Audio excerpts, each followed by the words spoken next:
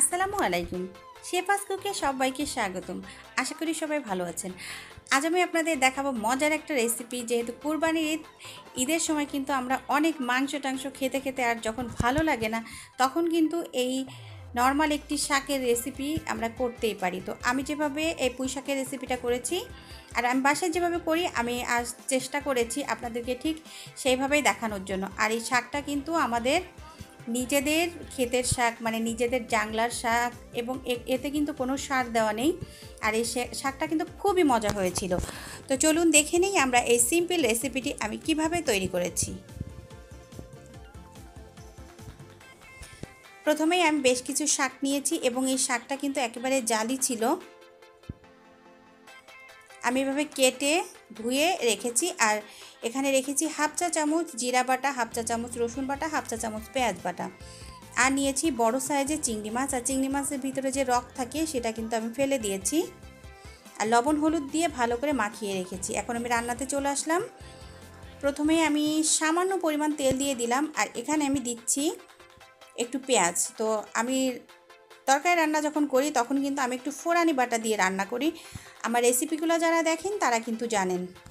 আর ফোড়ানি দিয়ে যারা রান্না করে তো তারাই বুঝতে পারবে যে তরকারিটা কতটা মজা হয়, কারণ ফোড়ানি দিয়ে রান্না করলে তরকারি অনেক মজা হয়। তো এখন আমি পেঁয়াজটাকে ভেজে নিচ্ছি। যখন একটু লাল লাল হয়েছে সে পর্যায়ে এসে আমি এর মধ্যে এই 1 চা চামচের মতো একটু জিরা দিয়ে দিচ্ছি।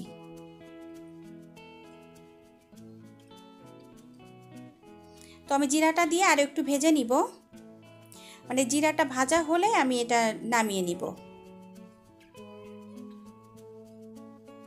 আর চুলাটা অফ করে দিয়েছি আমি। এখন সেই একই কড়াইতে আমি আর একটু তেল দিয়ে দিলাম। আর এটা কিন্তু আমি সরিষার তেল দিয়েছি। আর তেলটা গরম হওয়া পর্যন্ত অপেক্ষা করব। তো বেশ কিছুক্ষণ ধরে কিন্তু একটু গরম করে নিতে হয় সরিষার তেল দিয়ে রান্না করার ক্ষেত্রে। এখন আমি যে মশলাটা রেখেছিলাম মশলাটা দিয়ে দিলাম। তো এই তরকারি যখন আমি রান্না করি তখন কিন্তু আমি মশলা খুবই কম দেই। তো একটু ঘোলা দেখতে পারলেন, কারণ আমার ক্যামেরার মানে কাজটা আসলে এই মশলাটা দেওয়ার পরে ওরকম ঘোলা হয়ে গেছিল। তো এখন আমি মশলাটা একটু কষিয়ে নিয়ে ওর মধ্যে আমি চিংড়ি মাছগুলো দিয়ে দিলাম। আর চিংড়ি মাছগুলোর সাথে একটু পানি থাকে, দেওয়ার পরে দেখুন আমি এই জন্য মশলা কষানোর জন্য এক্সট্রা কোনো পানি দেইনি। এই চিংড়ি মাছের পানি দিয়ে মশলাটা কষানো হয়ে যাবে।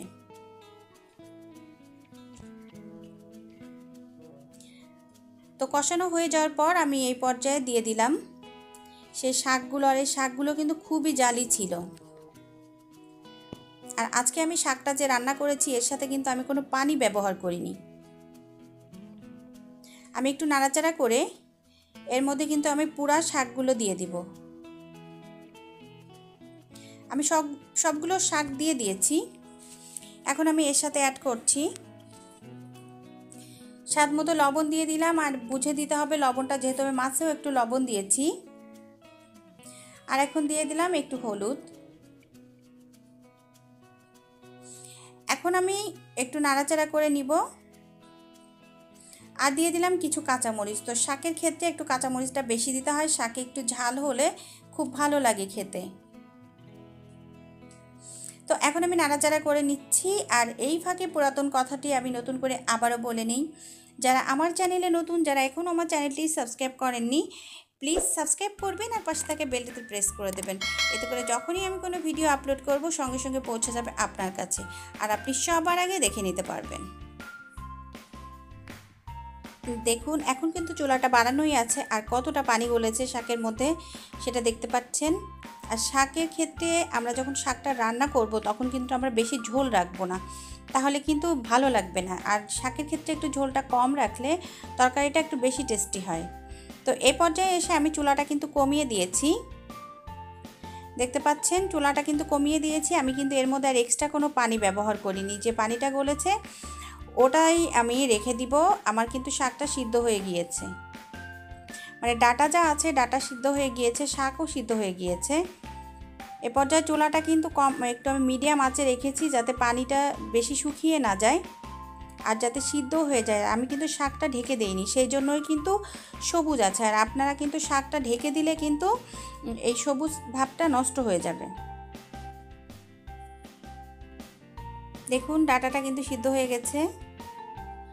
তো এখন আমি এর মধ্যে যে ফুরানিটা বেটে রেখেছি ওইটা দিয়ে দিব।